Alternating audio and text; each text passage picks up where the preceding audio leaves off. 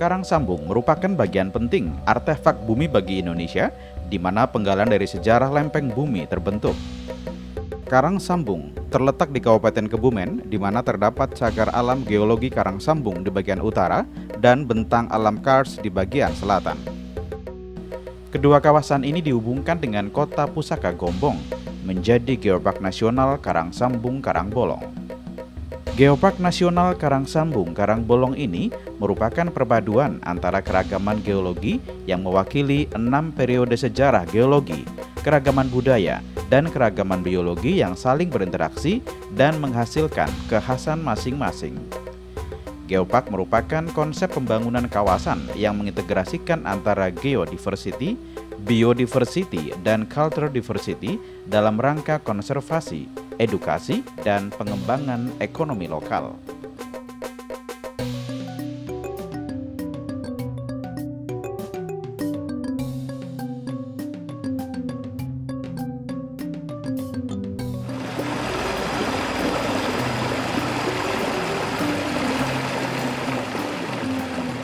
Artefak bumi yang terdapat pada Geopark Karang Sambung hingga Karangbolong ini merupakan bagian dari penggalan sejarah tentang tumbukan lempeng Samudra Hindia Australia dengan lempeng benua Eurasia hingga pengangkatan kawasan ini menjadi daratan, pembentukan rangkaian gunung api purba, serta pembentukan topografi kars yang mewakili 6 periode sejarah geologi Jawa. Karang Sambung ibarat sebuah textbook alam dengan konsep tektonik lempeng yang dapat dilihat, dipelajari, dan diuji kebenarannya.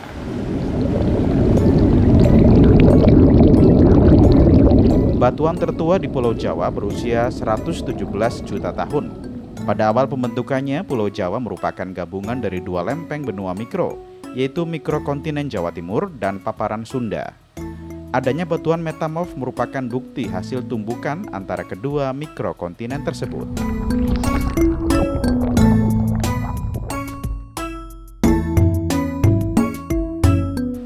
Kawasan Cagar Alam Geologi Karang Sambung merupakan laboratorium alam terlengkap se-Asia, di mana jejak proses tumbukan antar lempeng yang terjadi mulai zaman Kapur sekitar 117 juta tahun lalu bisa ditemukan di tempat ini. Semua bukti tentang konsep tektonik lempeng dapat dilihat secara nyata di alam, baik berupa singkapan batuan maupun morfologi.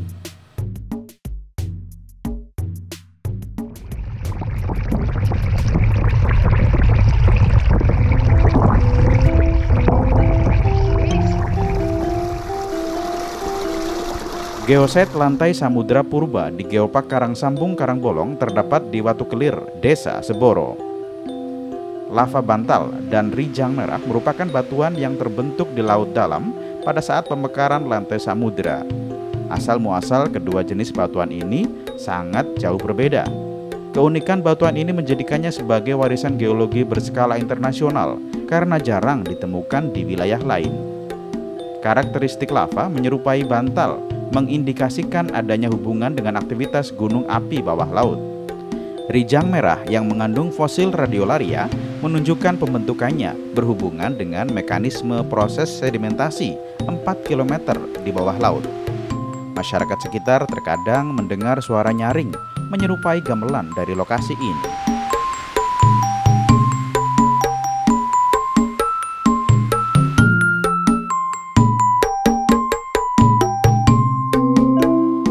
Geosite serpentinit merupakan batuan kerak samudra yang terubah.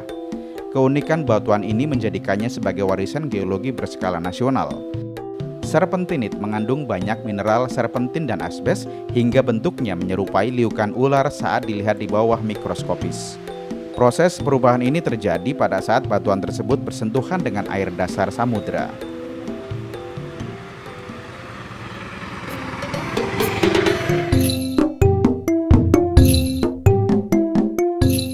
Geosite Gunung Parang merupakan situs hasil intrusi.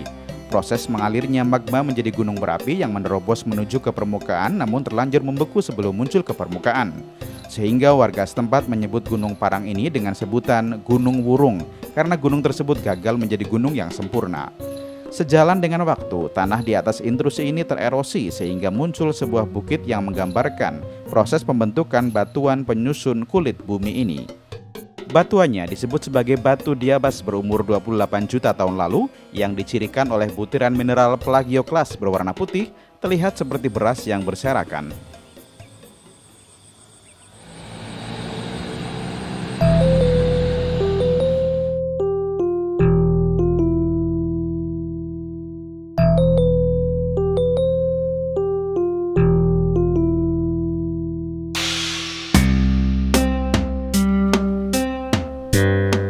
Geosite Waturanda tersusun oleh perselingan batu pasir dengan breksi.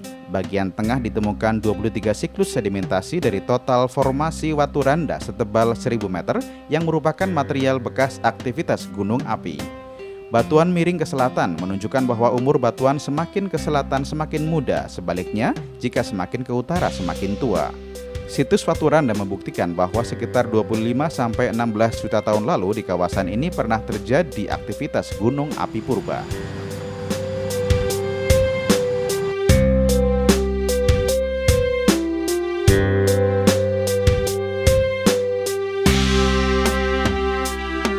Geosite pemandian air panas di Desa Krakal, Kecamatan Alian, Kebumen, terbentuk karena adanya pengaruh patahan Kedung Bener di bagian timur.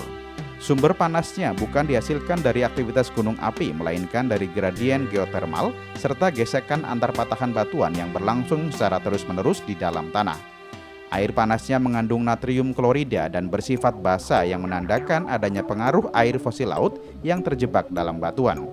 Selain batuan itu, terdapat pula batuan kars yang tersebar di beberapa wilayah, diantaranya morfologi Desa Tugu Buayan, Bukit Wanalela Argopeni, Pantai Sawangan, Pantai Menganti, dan Karangbolong. Batuan kars atau batuan kapur merupakan daerah dasar laut yang terangkat oleh gaya tektonik selama jutaan tahun lalu. Di kawasan kars ini terdapat Goa Petruk dan Gua Barat yang mempunyai aliran sungai bawah cukup deras dan masih sangat alamiah.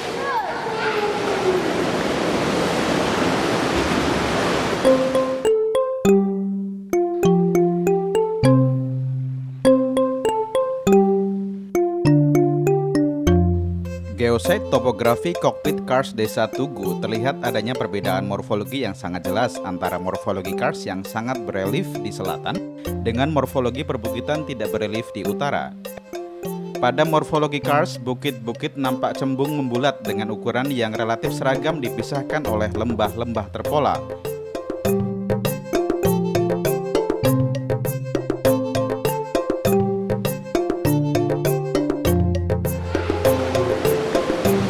Panorama dalam gua disertai air terjun kecil dan cabang-cabang sungai bawah tanah yang deras, membuat penelusuran dalam gua ini terasa sangat menyenangkan.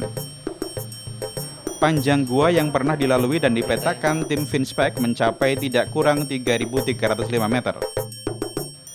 Untuk penelusuran dalam gua ini dapat memakan waktu 1 malam hingga 2 hari. Bagi para petualang, gua ini sangat disarankan untuk dikunjungi. Karena penelusuran membutuhkan waktu lama dan tubuh yang prima, maka disarankan wisatawan untuk dapat bermalam di homestay di sekitar lokasi.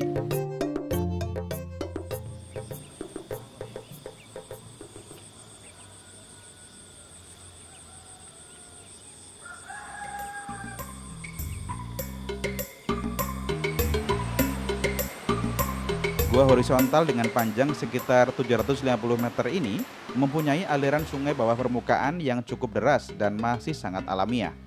Jika Anda menyusuri Gua Petruk, Anda akan menjumpai beberapa fauna penghuni gua seperti kelelawar, jangkrik, dan kelabang gua yang berwarna keabu-abuan. Pada bagian dalam dijumpai kontak antara breksi vulkanik formasi Gabon dengan batu gamping terumbu formasi Kalipucang. Speleotem yang berkembang sepanjang lorong gua akibat perbedaan komposisi batu gamping dan proses pelarutan sangat menarik untuk dinikmati. Sebagian besar ornamen telah diberi nama sesuai bentuknya, seperti batu payudara, batu tirai pintu, batu buaya, batu lukar buson, batu layon, dan sendang katak.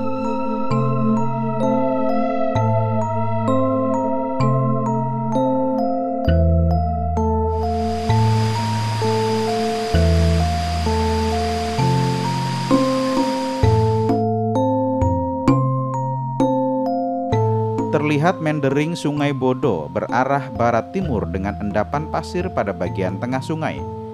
Meander Sungai Bodo disebabkan karena gempuran ombak laut di sebelah barat yang lebih kuat dibanding timur, sehingga aliran air lebih mudah mengerosi dan membelok ke arah timur. Pada lokasi ini juga dapat diamati perbedaan antara morfologi karst yang tersusun oleh batu gamping formasi Kali Pucang dengan morfologi perbukitan pegunungan vulkanik di bagian selatan. Perbukitan pegunungan vulkanik terlihat lebih reguler dengan tubuh intrusi andesit Gunung Poleng yang merupakan puncak gunung api purba yang berumur 18 juta tahun lalu.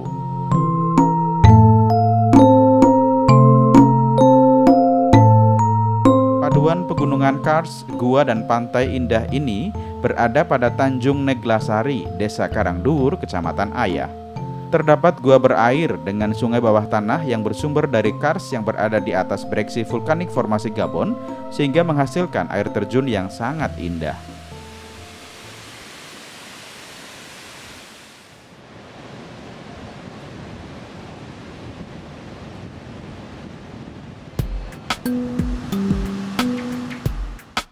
Secara geologis, pantai dan tanjung ini terdapat pada formasi Gabon yang tersusun oleh breksi andesit berumur oligosen dengan beberapa tubuh intrusi. Di sekitar Tanjung Karangboto dijumpai tubuh batuan beku menyerupai tatanan paving block merupakan bekas aliran lava darat yang mengalami gaya kontraksi dan membentuk retakan tiang columnar joint pada saat pembekuannya. Retakan-retakan berbentuk poligonal segi 5 jika dilihat pada permukaannya. Pasir putih yang terhampar merupakan sedimen hasil rombakan batu gamping di utaranya yang terbawa aliran sungai dan disebarkan oleh ombak sehingga menambah keindahan pantai Menganti. Jika pandangan diarahkan ke timur, maka akan terlihat gempuran ombak yang sangat kuat pada dinding pantai.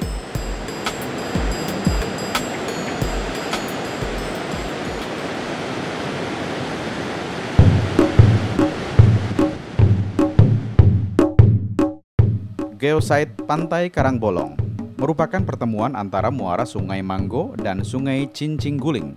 Pada sisi kiri pantai terdapat gua yang tersusun oleh perselingan antara breksi vulkanik dengan batu pasir yang mengalami abrasi dan erosi, sehingga membentuk gua yang tembus. Pada mulut gua dibuat miniatur proses pengunduhan sarang burung walet.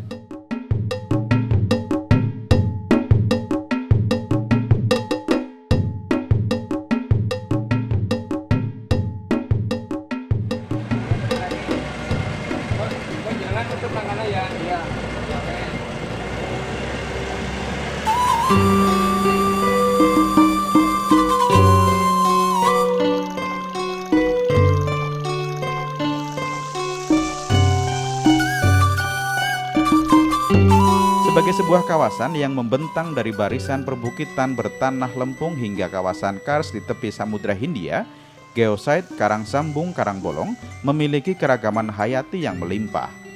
Di wilayah selatan terdapat kawasan hutan mangrove yang terletak di muara Sungai Bodo, Kecamatan Ayah.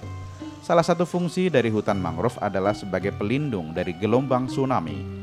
Kawasan ini selain merupakan zona ekologi eksklusif juga berpotensi menjadi wahana pariwisata edukasi.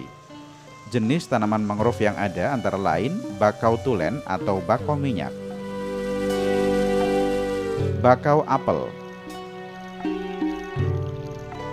bakau api-api, bakau merah,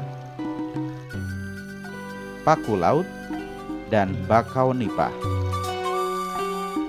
Yang paling dominan dikembangkan adalah jenis bakau tulen dan bakau minyak untuk konservasi dan mitigasi bencana.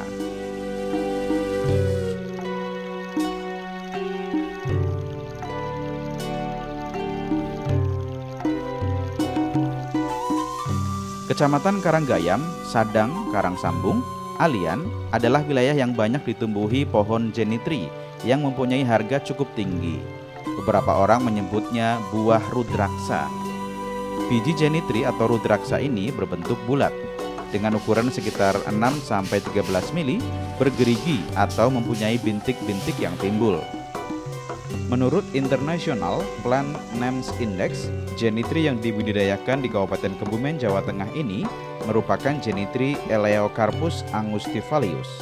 Berhabitat asli mulai India, Asia Tenggara, bagian utara Australia, sampai ke Kaledonia Baru di Pasifik Barat. Buahnya berwarna ungu dengan biji yang cukup besar dan biasa digunakan sebagai manik-manik penyusun perhiasan. Sedangkan di wilayah Kecamatan Sempor, Karanganyar, dan Karanggayam dibudidayakan tanaman pandan varietas Jaksi yang merupakan varietas pandan unggul. Selain digunakan oleh para pengrajin lokal, pandan jenis ini juga banyak diminati oleh pengrajin dari Tasikmalaya, Jogja, dan Bali.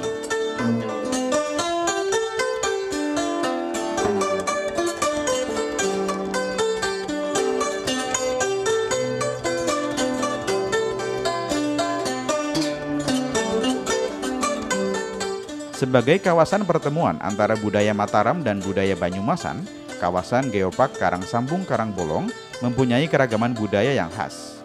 Bentuk-bentuk budaya lokal yang ada jelas menunjukkan bagaimana di kawasan ini nilai-nilai harmoni antar manusia dengan alam dan penciptanya sangat dijunjung tinggi.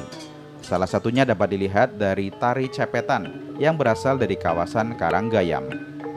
Tari cepetan ini diciptakan sebagai simbol perlawanan dan pergerakan lokal, sekaligus usaha manusia untuk menyelaraskan hidupnya dengan alam. Para penari menggunakan topeng berwajah menakutkan dengan rambut panjang diiringi irama gamelan.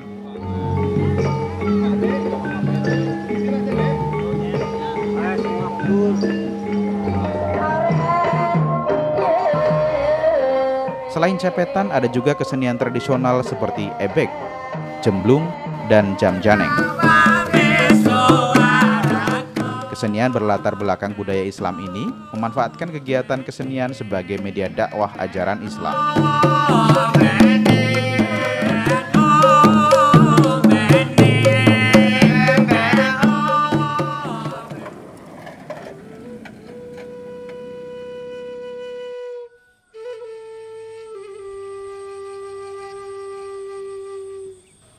Selain itu terdapat juga cagar budaya, diantaranya cagar budaya Mbah Sipako atau makam Ki Kertadrana, seorang senopati Panjer pada masa Perang Diponegoro.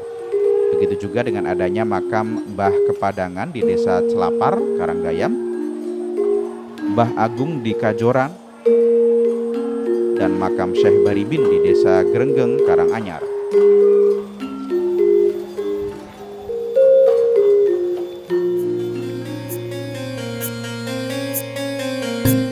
Di sekitar kota Gombong yang merupakan salah satu kota pusaka juga dijumpai banyak situs budaya seperti Masjid Soko Tunggal dan Benteng Van der Wijk.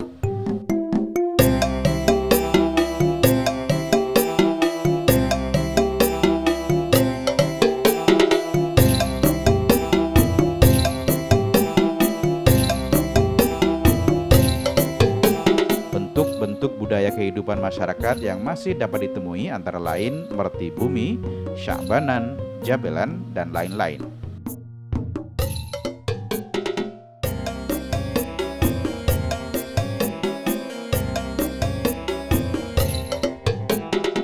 Perekonomian di kawasan Geopark berbasis pada beberapa sektor utama, diantaranya pariwisata, pertanian, kelautan, dan ekonomi kreatif. Saat ini pariwisata dipandang sebagai sektor andalan yang mampu untuk menjadi lokomotif sektor pengembangan ekonomi lokal. Dikembangkan pula berbagai produk alternatif yang bernilai ekonomi tinggi sekaligus ramah lingkungan, diantaranya madu kelanceng yang merupakan sumber perekonomian masyarakat Kalipoh Ayah. Yang tidak kalah menarik, produk gula semut yang dihasilkan oleh para petani di kawasan Buayan, Ayah, Rowokele, dan Sempor. Produk ini telah mendapatkan sertifikasi organik dan halal, serta mampu merambah pasar internasional. Di bidang industri kerajinan dapat ditemukan kerajinan jenitri yang banyak diminati oleh konsumen dari kawasan Asia Selatan. Sementara di kawasan Gombong, Adimulyo, Sempor, Karanganyar, dan Karanggayam terdapat sentra-sentra kerajinan anyaman pandan. Berbagai produk kuliner lokal yang potensial untuk dikembangkan antara lain lanting,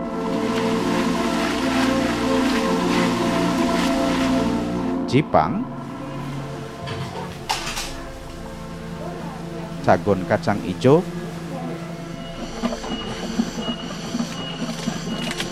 sajeng,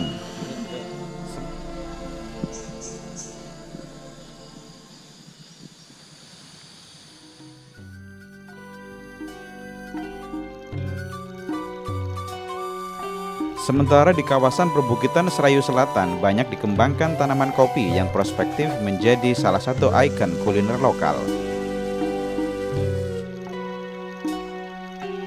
Geopark Nasional Karangsambung Karangbolong dengan luas kawasan sekitar 543 km persegi mencakup 12 kecamatan dengan 117 desa ini diharapkan dapat menjadi penggerak ekonomi di Kabupaten Kebumen. Geopark Nasional Karangsambung Karangbolong berkomitmen mengembangkan pariwisata yang menggabungkan keragaman geologi, hayati, dan budaya dengan berbasis prinsip pariwisata berkelanjutan.